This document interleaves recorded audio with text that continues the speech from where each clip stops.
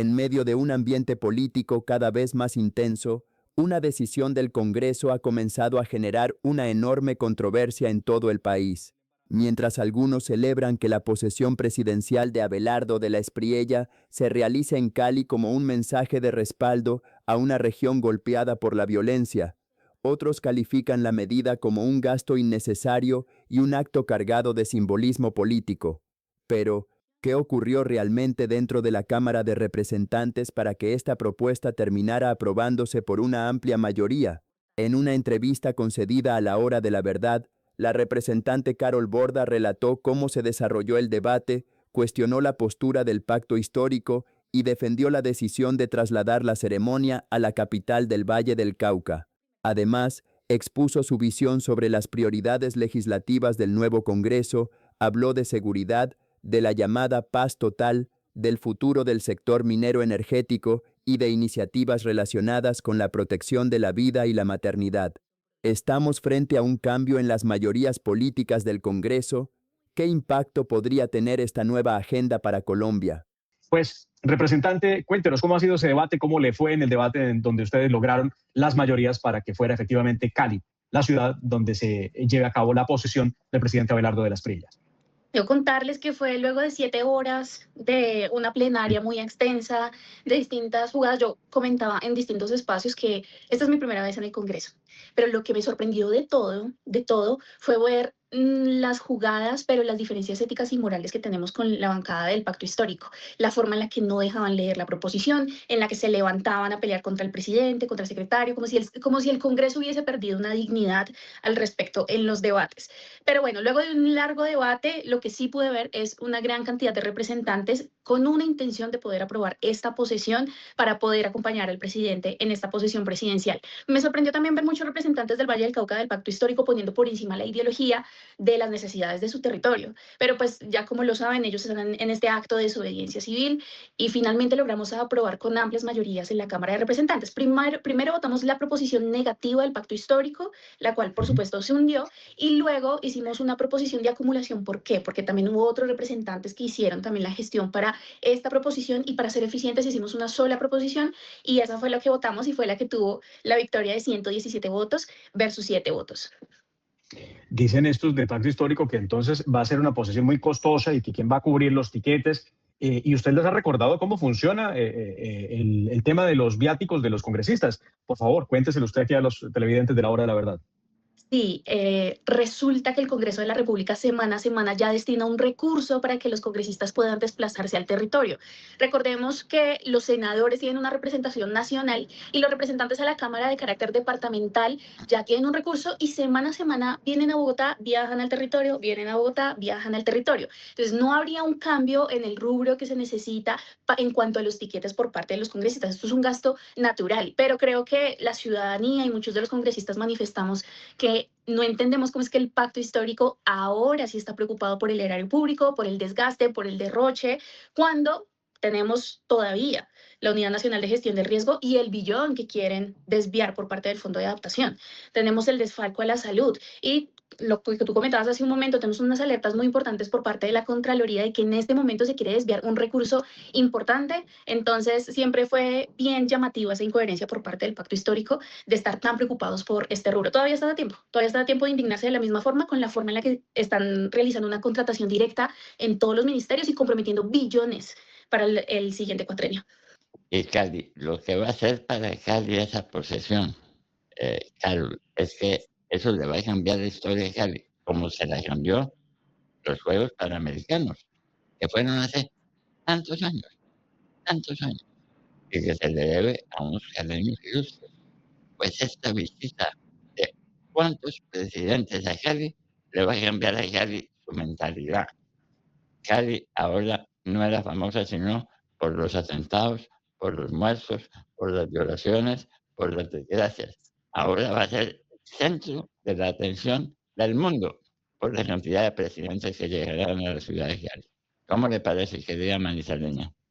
Así es, porque el simple hecho de que el presidente, el Congreso en pleno, pues con el faltante de la bancada del pacto histórico Y la cantidad de invitados especiales, eso trae prestigio a la ciudad, trae actividad económica, ubica a la ciudad en un rol importante. Miren, yo soy representante de la Cámara por Bogotá, pero yo manifestaba en la plenaria que había que salir del bogocentrismo. Mi responsabilidad es aterrizar todas las discusiones nacionales al departamento, pero esta es una discusión muy distinta. Esta es una discusión de que el país sí necesita un mensaje de descentralización, pero de recuperación del territorio. Y ese día varios decían, es que esto es un capricho. Yo les decía, ¿cómo me van a decir que es un capricho cuando la situación de seguridad en Cali es muy preocupante? Y no solamente en Cali, en el departamento del Valle del Cauca. Tenemos presencia de grupos armados criminales de carácter transnacional en 17 municipios, uno de ellos en Jamundí, al lado de Cali.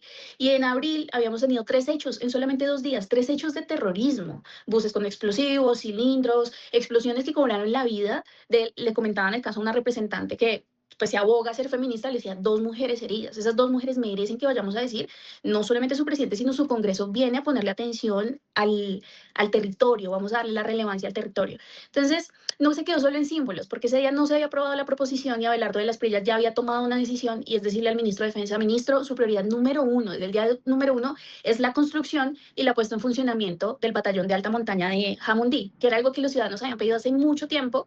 El Valle del Cauca, la gobernación había dejado el terreno desde hace un año, pero el ministro de Defensa de Gustavo Petro nunca le puso atención. Entonces, esto también es con hechos y es un mensaje importante de centralización el que el presidente ha manejado desde hace mucho tiempo.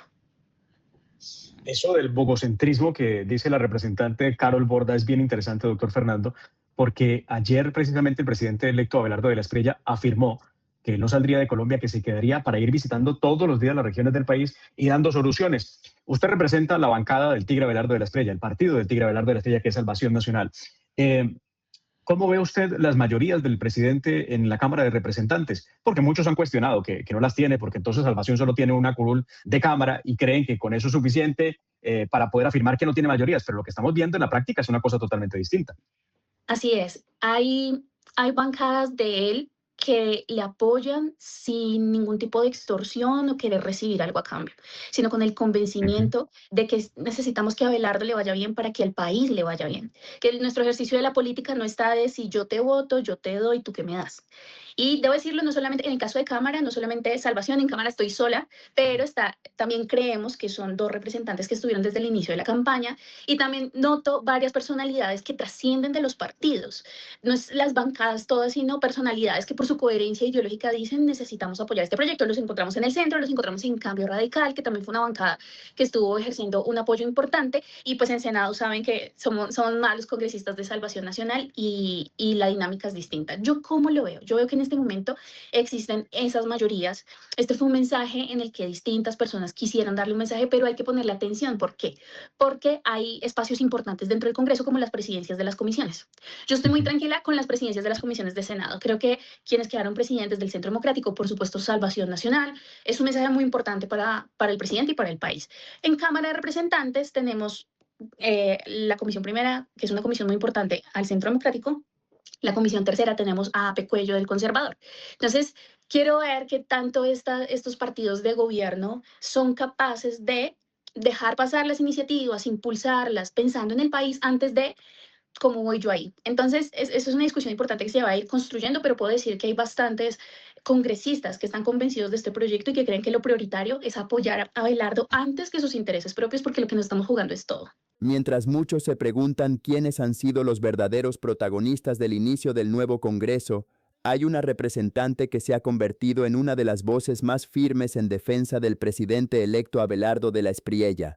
Se trata de Carol Borda, quien, desde la Cámara de Representantes, ha librado intensos debates para respaldar las iniciativas del nuevo gobierno y enfrentar los cuestionamientos de la oposición. Su intervención durante la discusión sobre la posesión presidencial en Cali terminó convirtiéndose en uno de los episodios políticos más comentados de los últimos días.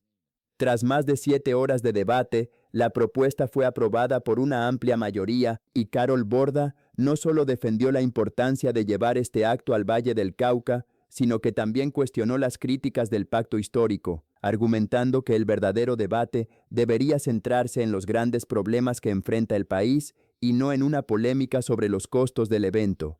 Pero su trabajo no termina allí. También anunció una ambiciosa agenda legislativa que incluye seguridad, recuperación económica, fortalecimiento institucional y otras iniciativas que marcarán el rumbo del nuevo Congreso. ¿Están haciendo una de las principales figuras políticas del nuevo gobierno? ¿Qué tan decisivo será el papel de Carol Borda en la defensa de las reformas del presidente Abelardo de la Espriella? En este video analizaremos sus declaraciones, su gestión y por qué su actuación está dando tanto de qué hablar. Y difícil con un tipo de oposición tan rabiosa y tan irracional como la del pacto histórico, donde no hay argumentos. Realmente era increíble ver en esas 7 horas de debate. Además, imagínense, televidentes de la hora, la verdad, lo que acaba de decir la representante Carol Borda. 7 horas de debate para poder definir mediante una proposición que ya tenía las mayorías, llevar el lugar de posesión a la ciudad de Cali. 7 horas, ¿de qué? Es increíble cómo se pierde el tiempo cuando los temas realmente importantes no se están debatiendo. En la agenda legislativa que ustedes tienen allí en estos momentos en la Cámara de Representantes, ¿qué hay que a los colombianos puede interesar de primera mano, doctora Carol? Por parte de Salvación Nacional, creo que va a ser muy importante y seguramente también será iniciativa del gobierno, por supuesto, la derogación de la paz total. Necesitamos, para que haya desarrollo, para que haya economía, para que los territorios puedan desarrollarse libremente, necesitamos seguridad. Por eso necesitamos derogar la paz total, que ha sido atarle las manos a la fuerza pública, casi que una humillación y, como lo hemos visto en los últimos meses, una negociación directa con los criminales para someter el ejército y poder darle rienda suelta a la criminalidad. Yo debo decirlo, yo soy una representante que se hizo elegir por unas banderas de carácter conservador, por lo que representa Salvación Nacional. Es decir, soy activista pro vida en contra del aborto. Estoy en contra de que se use la salud de los niños con tratamientos de transexualidad en menores. Entonces, por supuesto, va a haber ese tipo de iniciativas orientadas a proteger la vida desde la concepción, pero también de proteger la salud de los niños, porque los niños no son experimentos para este tipo de agenda. Y tenemos otros intereses que consideramos son relevantes para la nación. Para poder recuperar la sostenibilidad fiscal en una situación tan complicada como la estamos viendo ahora, es necesario quitarle las trabas y poder generar licenciamientos abreviados al sector minero energético. Si nosotros no apoyamos este sector, que además trae inversión extranjera, que además genera empleo, especialización, tecnificación, pero además los recursos que necesitamos para esta crisis fiscal, pues no vamos a poder hacer nada. Entonces tenemos dos iniciativas para apoyo al sector, uno sobre el uso del subsuelo, casi que una obligación hacer el uso de los recursos que están en el subsuelo, y segundo, lo que les comento, el licenciamiento abreviado. ¿Por qué? Porque existen muchas trabas a través de licencias ambientales, tiempos extensos para que el sector minero energético pueda avanzar en los proyectos del país. Algo que hizo Gustavo Petro fue que obligó a que el licenciamiento para las energías renovables no fuera mayor a 180 días, lo que no pasó, ustedes saben, con el minero energético, eso sí, se demoró un montón. Entonces vamos a aplicar ese mismo licenciamiento abreviado para el sector minero energético, porque ese es el sector que nos va a ayudar a salir adelante en esta crisis tan importante en términos financieros. Apoyar, por supuesto, las iniciativas del presidente en recorte presupuestal. Tengo unas iniciativas como mi causa también es la mujer, la maternidad, desde una visión distinta a la que nos han vendido, digamos, desde posturas feministas de izquierda y demás. Vamos a eliminar IVA para los pañales, protección integral en la maternidad. Radicamos también un proyecto de ley para impedir que congresistas, o más bien quienes siguen en la lista de los congresistas, una vez renuncian, se posesionen un mes antes del nuevo cuatrienio legislativo y cobren factura cuando no han hecho ningún tipo de trabajo. Creo que eso es una obligación que tenemos que aprobar. Entonces tenemos varias ahí iniciativas, pero por supuesto es también control político y una pelea fuerte con el proyecto más importante, que es el Plan Nacional de Desarrollo. Ahí vamos a estar. Bueno, Vimos una iniciativa, doctor Fernando. no, ¿cómo le parece que ella es enemiga de que maten a los niños? Allá iba, sí señor. Enemiga de que Carol Borda, maten claro, a los niños cuando son más indefensos, cuando están en el seno materno. Enemiga de eso. ¿Cómo le parece? Porque lo nuevo es que puedan matar a los niños. La Corte Constitucional dice que los pueden matar tranquilamente en los 4 primeros meses de su existencia, es decir, desde su concepción a los 3 o 4 primeros meses. Dios mío, ¿hasta dónde hemos llegado? le Bueno, quería preguntar precisamente por la posibilidad que existe de trámite del acto legislativo que han presentado congresistas en estos momentos para modificar el artículo 11 de la Constitución. Esta no es la primera vez que lo hacen. Esto se ha intentado ya en el pasado, pero no ha tenido las mayorías, y es increíble que no las tenga, ¿no? La protección desde la concepción de manera constitucional y acabar con esa idea que ha implantado la Corte Constitucional a través de la jurisprudencia de permitir el aborto sin ninguna excepción en la primera parte del embarazo y bajo las 3 causales al final. Por favor, claro. cuéntenos un poco de eso que ustedes están tramitando en el Congreso de la República. Y a mí me sorprende que los colombianos no sepan, muchos piensan que el aborto es en las primeras etapas de embarazo y la verdad es que lo que tenemos hoy en Colombia es que sin condición, porque una mujer quiere, porque sencillamente se equivocó y no le importó y quiere tomar la decisión, hasta los 6 meses se puede abortar sin condición. Y el bebé tiene toda la capacidad de sentir el procedimiento, uno, pero en las tres causales que aún están vigentes se puede abortar hasta los 9 meses de gestación. Ya un bebé totalmente formado. Y Profamilia ha reportado datos donde dice el 80% es en ese primer trimestre, es decir, que un 20%, en las cifras de 2024 estamos hablando de nomás 11.000 bebés con la capacidad de sentir el procedimiento. Entonces, esta no es una discusión de que queremos ver mujeres parir y no pensamos en ellas, no. En este debate vamos a llevar a mujeres que han abortado y que hoy son pro vida, que dijeron que necesitábamos ayuda y no un aborto. Esta es una discusión muy compleja, pero ¿cuál es mi postura? Nunca debemos dejar de darla. Necesitamos llevar al Congreso. Es que la discusión se tuvo que haber dado en el Congreso de la República, no a través de la Corte Constitucional, entre otras cosas porque difiero la interpretación que le dio la Corte. El Estado, el derecho a la vida no es solamente un derecho, es un deber, es una obligación de los estados. Y en el bloque de constitucionalidad no está solamente el artículo 11, que de hecho en las actas de la constituyente tenía un espíritu pro vida, la protección de la vida, de ese artículo 11 de la Constitución del 91, pero también tenemos el bloque de constitucionalidad. Tenemos la Convención Interamericana de Derechos Humanos, que en su artículo 4 dice que la vida debe protegerse en general desde la concepción. Tenemos la Convención de Derechos del Niño, que en su preámbulo y en artículos dice que debemos proteger a los niños antes y después del nacimiento. Y esos tratados hacen parte del bloque de constitucionalidad, es decir, tienen un rango constitucional y hoy hay leyes, decretos, resoluciones que están desconociendo eso. No es un debate fácil, pero hay que ponerlo siempre sobre la mesa, hay que dar siempre la pelea y hay otras estrategias. Entre otras, yo sí estoy muy interesada en quiénes van a ser los magistrados de la Corte Constitucional, porque son muchas las estrategias, no solo lo legal, es lo jurídico y es lo social. No se trata solamente de hacer el aborto ilegal, sino impensable también. Y el trabajo es de largo rato, pero estamos preparados para dar la discusión, no nos avergüenza y creemos que es una necesidad de hacerlo. Con esto llegamos al final de este análisis, pero la entrevista con la representante Carol Borda deja varias reflexiones que vale la pena seguir observando en las próximas semanas. Más allá de las diferencias políticas que existen en Colombia, es evidente que la congresista ha asumido un papel muy activo dentro de la Cámara de Representantes. En sus intervenciones, ha defendido la decisión de realizar la posesión presidencial en Cali, ha respaldado las principales líneas del gobierno del presidente electo Abelardo de la Espriella y ha planteado una agenda legislativa que, según sus declaraciones, estará enfocada en temas como la seguridad, la recuperación económica, la descentralización del Estado, el fortalecimiento del sector minero energético y la defensa de sus convicciones sobre la protección de la vida. Uno de los aspectos más llamativos de esta entrevista es que Carol Borda sostiene que el nuevo gobierno cuenta con un respaldo mucho más amplio en el Congreso de lo que algunos analistas habían anticipado. Si ese respaldo logra mantenerse cuando comiencen a discutirse las grandes reformas, Colombia podría entrar en una etapa política muy distinta a la que vivió durante los últimos años. Pero si esas mayorías empiezan a fracturarse, el panorama también podría cambiar rápidamente. Esa será una de las grandes preguntas que responderá el tiempo. También resulta interesante el mensaje que se envía con la decisión de llevar la posesión presidencial a Cali. Para unos representa un gesto de descentralización y una manera de dar protagonismo a una región que ha enfrentado enormes desafíos en materia de seguridad. Para otros, la discusión gira alrededor de las prioridades del Estado y del uso de los recursos públicos. En cualquier caso, el debate demuestra que las decisiones simbólicas también terminan convirtiéndose en escenarios de confrontación política. Lo cierto es que el nuevo Congreso apenas comienza su trabajo y las iniciativas anunciadas por Carol Borda seguramente generarán intensos debates. En Agenda Nacional seguiremos atentos a cada sesión del Congreso, a cada proyecto de ley y a cada decisión que pueda impactar el futuro de Colombia.